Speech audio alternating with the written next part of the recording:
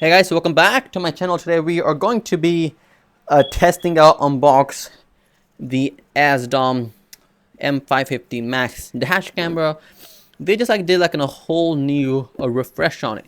So my question is this worth it or not? So first of all, the price point, you can pick this up close to like 130 bucks, which is a pretty good price for a 3-channel dash camera. And then the unboxing experience is pretty well and pretty good to go.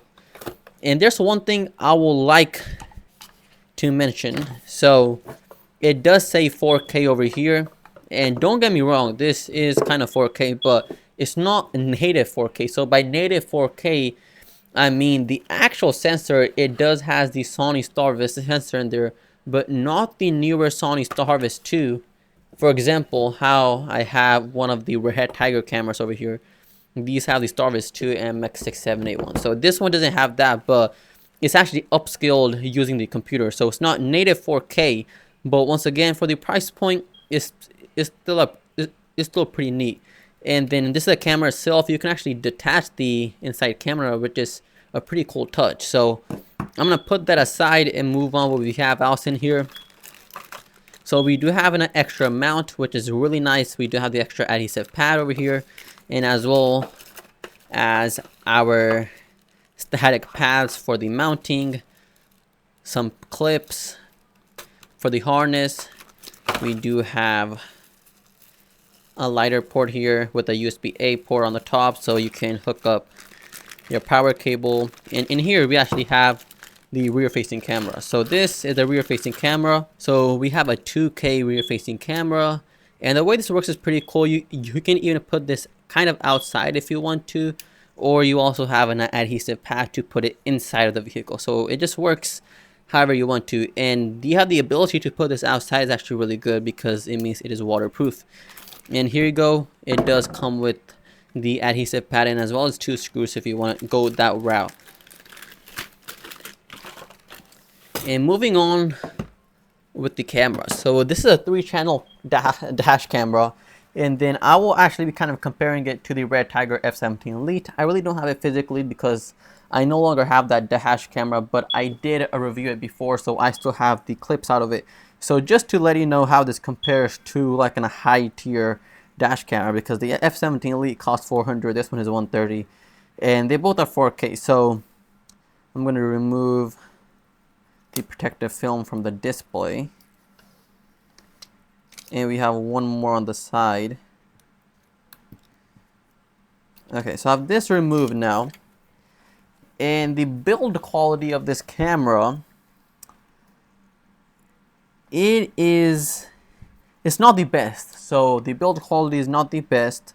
There's a few things here and there which you can actually feel this and know that's not a really good high quality dash camera option.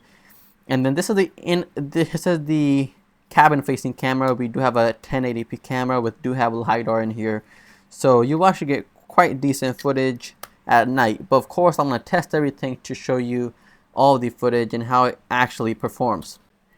So just to showcase the build quality kind of, this is the Red Tiger View Clear 70 dash camera. Once again, compared with price point, this thing is really pricey, even though it's only a 2-channel dash camera instead of 3-channel dash camera. So this one on average is like around 260 bucks. Once again, it has the Sony Starvis 2 sensor, but I'm not here to review this. I'm here to review this, but I just want to showcase the build quality. So as you can see over here, this system is actually way more nice, and it probably wouldn't break. But on this one, once I'm actually moving this, you can actually see this entire thing move like this.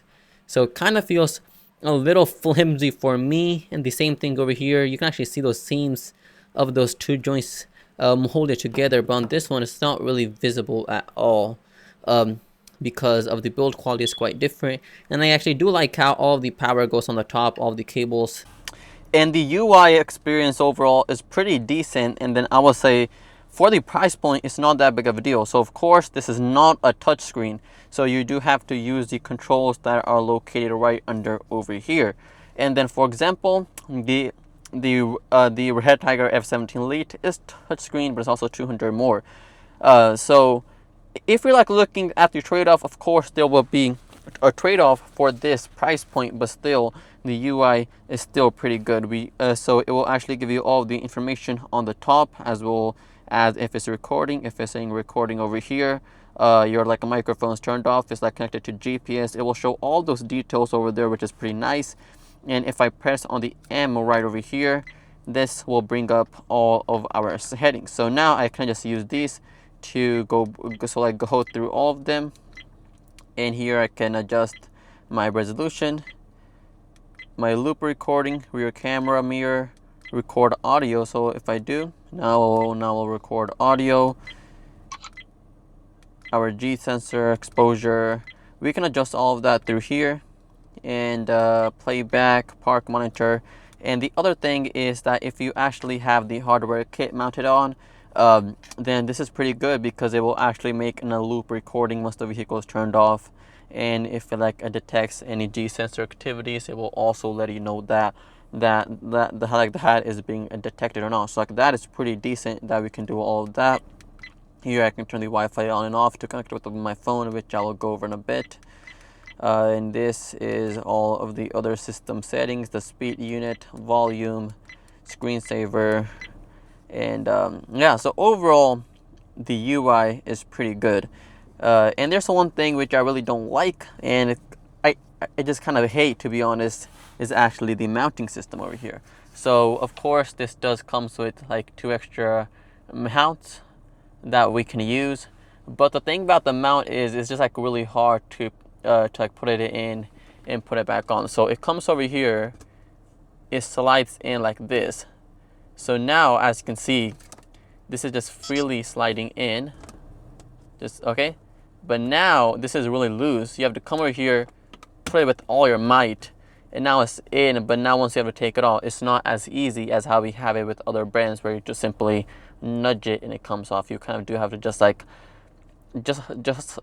push it with quite a lot of force to actually get this unlocked, which personally it's not the best. Especially you kind of don't want to remove your adhesive, but the adhesive is still pretty strong in this. And of course, my favorite feature in this camera is the removable interior cabin camera. So of course, if you don't want it, you just take it out. That's just really nice. So let's say you just want a little bit of privacy, instead of going through these settings, messing around with that. You just come over here and you just pull it out, and once you need it in, you just plug it in. It's just so simple. So this is the Azdome app which we are going to be using. You just press on it, and now what we're going to do is go to your camera, go to Wi-Fi. You are going to turn your Wi-Fi on, so then we can actually go over here to press on the M, go all the way to Wi-Fi. Sorry.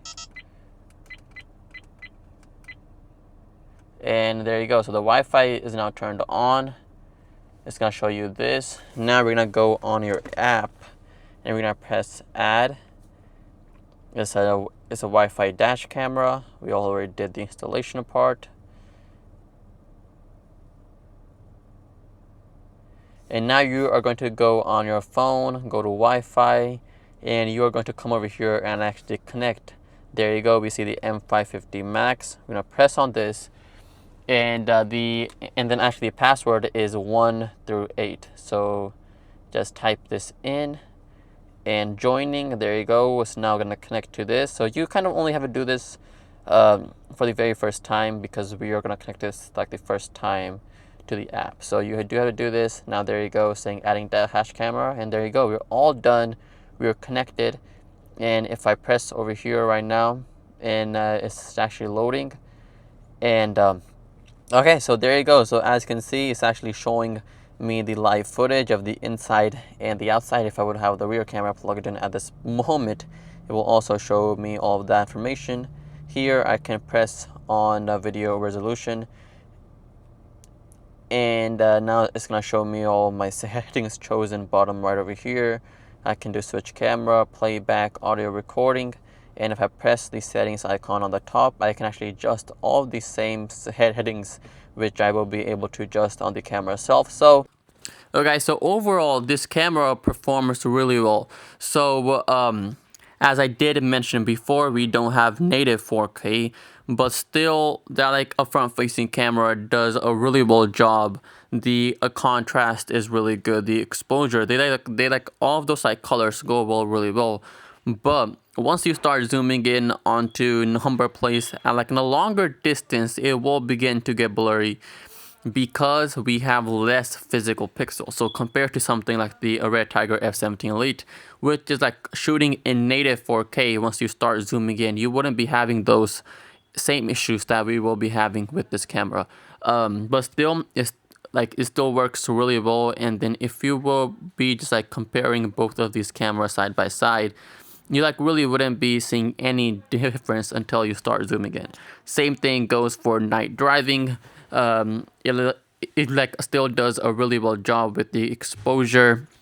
The oncoming headlights doesn't like exposure. It doesn't like blind anything that you do get with other cheap dash cameras. So all of that works really well. And then my like favorite part about this camera is actually the rear facing camera. Since it is mounted on the outside, we do get a really clean, crisp footage. So compared to basically other dash cameras, even the Red Tiger F17 Elite didn't have the same really nice rear facing footage as I was getting out of this camera, just because it is mounted on the outside. It is waterproof. It just like works really well. It's 2.5K. While for comparison, most other like higher end dash cameras like the 70 by 4K Omni, which I reviewed on this channel before, is like a $400 dash camera, but only has a 1080p rear camera, and compared to this, which is 2.5K. So for me, the biggest thing I liked was the rear facing camera. And moving on with the inner facing camera, the cabin facing camera, this is where the F17 Elite takes the win for this. The main reason it takes the win for it is because it has full color night vision, and it is the very first and the only dash camera to actually offer this, to have full color cabin night vision. So compared to the Asdom M550 Max, we don't have that. We only have regular gray and black night vision. However, it still works really well. You can still recognize everyone that is sitting inside of the vehicle even at night, which I really do like. So all of that works really well. And then, however, there's one thing which I will really like to tell you is, even though this is marketed as 4K, I already went through, it's not native 4K. However, this camera has a flaw. Once you plug in the rear-facing camera, so you have a full 3-channel setup, your like front-facing camera is no longer shooting at 4K. It will actually downscale to 1440p. So that may be a big issue to some of you guys, but just to let you know, a lot of other